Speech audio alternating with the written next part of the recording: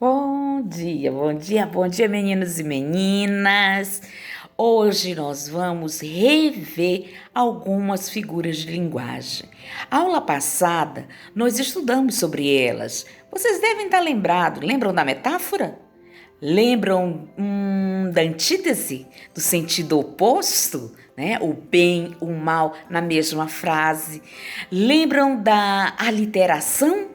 Quando você tem a repetição de um fonema. Então, o que nós vamos fazer hoje? Nós vamos rever e vamos estudar mais 3 figuras de linguagem. E eu quero que você acompanhe o estudo que está, na verdade, lá na plataforma e também no texto. Então você vai acompanhar um por um. E nós vamos falar também sobre um tipo de gênero que é chamado o texto de romance. Ai, não é só o romance de amor, mas é um romance de todos os tipos. É um tipo de texto que você vai ver que tem algumas particularidades.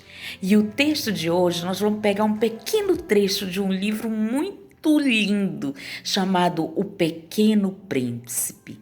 Eu vou também deixar para você o link desse livro para você ler.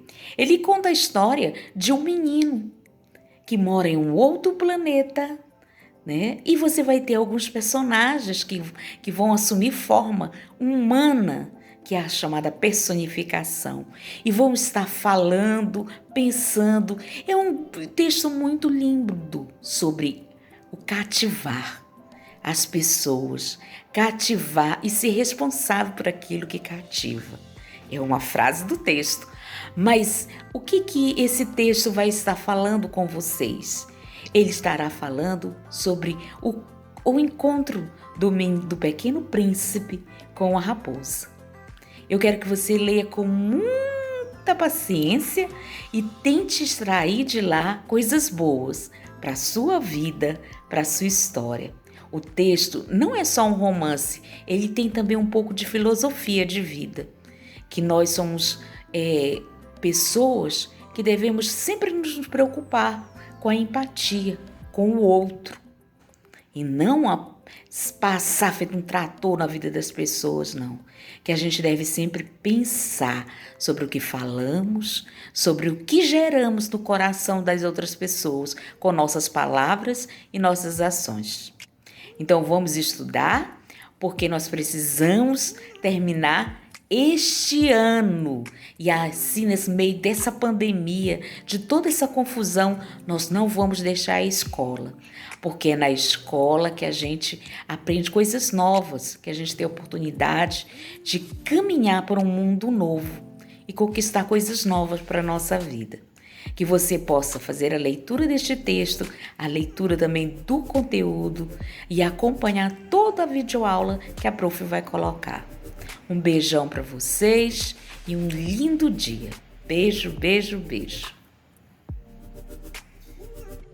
Bem, nós vamos voltar e falar um pouco sobre as figuras de linguagem. Você lembra que nós trabalhamos sobre a comparação? O que vem a ser a comparação? Assim como o nome diz, o nome é uma comparação. É quando usamos termos como tal qual, igual e etc. Olha só o exemplo. Assim como o ar. Você pode dizer, eu voltei do almoço assim como uma preguiça, por exemplo. Então você está se comparando a uma preguiça. Metáfora. Em vez de uma comparação, é uma afirmação, usando palavras com sentido diferente. Dos meus olhos escorrem pérolas.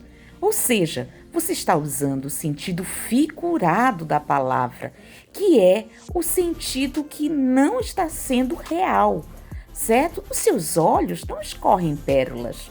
É que você está comparando, como se estivessem pérolas escorrendo.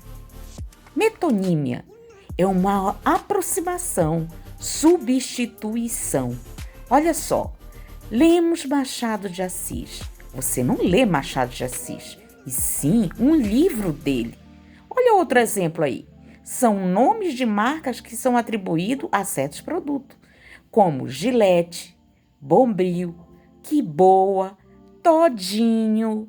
São quando você substitui o nome das coisas por o nome da fábrica ou o nome da propaganda, entendeu? Não é mais o nome do achocolatado, é todinho que você bebe.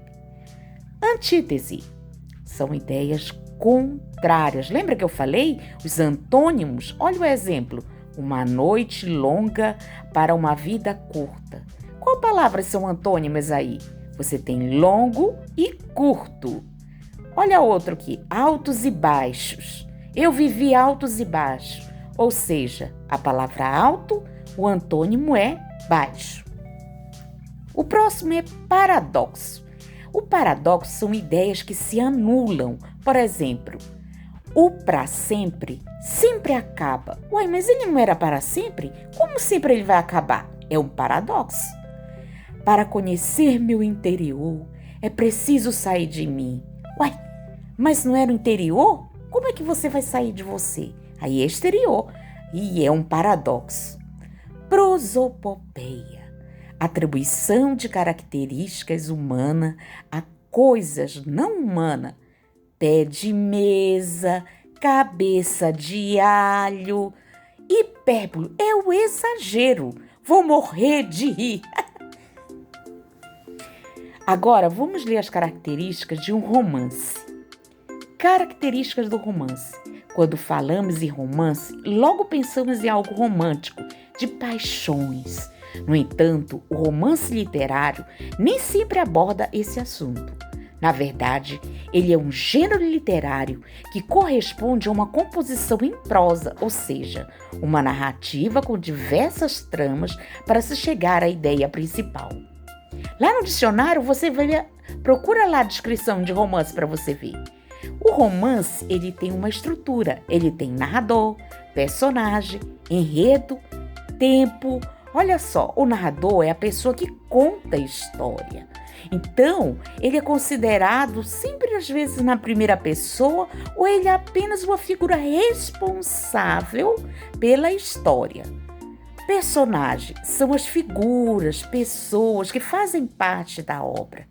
Elas são representadas de forma que o leitor conheça a história através dos personagens. Pode ser fictícia ou real. Enredo. O enredo é a sequência de fato, a sequência da história. É a partir do enredo que se desenvolve a história.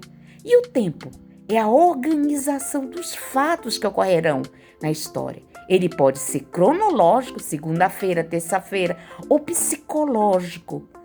Sentimento, tá? É uma coisa subjetiva, pois ele se refere a um tempo que está dentro do personagem. Ele não é explícito como em calendário, hora, dias e anos. Nesse caso, ele é cronológico. Então, cronológico é quando está explícito o tempo. E psicológico é um tempo que está acontecendo dentro do personagem. Ele não deixa datas para que você possa entender quando é que está acontecendo a história. Tudo está passando dentro do coração dele, da mente dele. A gente vai ler um pequeno trecho agora do Pequeno Príncipe. Você vai ver mais um pouquinho a diferença antes do conto e do romance. Sabe qual é? O conto é um texto curto e que não apresenta muitos personagens. Geralmente acontece em tempo curto e gira em torno de apenas uma história. Machado de Assis é dos escritores brasileiros que se destacam na construção desse tipo de narrativa. O romance, por sua vez, é uma obra mais extensa, que apresenta diversos personagens, além de ter vários conflitos representados de uma vez. Machado de Assis também é representante dessa literatura, com Érico Veríssimo, Graciliano Ramos, né? E o Exupéry, que é o autor do Pequeno Príncipe, né? O Gustave Flaubert, Fyodor Dostoiévski, Jane Austen, todos esses são autores de romance americanos, tá? Romances internacionais. Procure sobre esses autores para você ver o quanto é rico as coisas que ele escreve. Procure saber quem é Machado de Assis, procure saber quem é Érico Veríssimo, Graciliano Ramos, mas procure também saber quem é Gustavo Flaubert, Fyodor Dostoiévski e Jane Austen. Você vai se surpreender com os romances que eles escreveram. Todos têm uma história muito bonita, tá? E muito intrigante. São histórias que nos envolvem o leitor e que faz o leitor viajar. É igual Exupéry.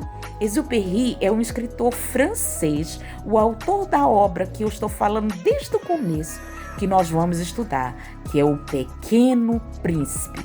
Nós vamos ver apenas um pequeno trecho do Pequeno Príncipe. Mas nesse pequeno trecho você vai ver que tem personagens, mais de um personagem, e que, mais interessante, O Pequeno Príncipe não é apenas só um romance, ele é também filosófico. Vamos à leitura.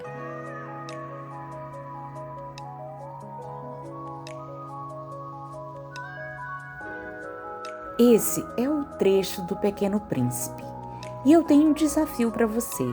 Eu quero que você grave um áudio dessa leitura. Ela está na plataforma junto com a atividade. Leia as 2 páginas e grave esse áudio e me envie. Treine bastante. Leia a primeira vez, leia a segunda vez. Leia com bastante calma. Eu quero que você entenda o que você está lendo.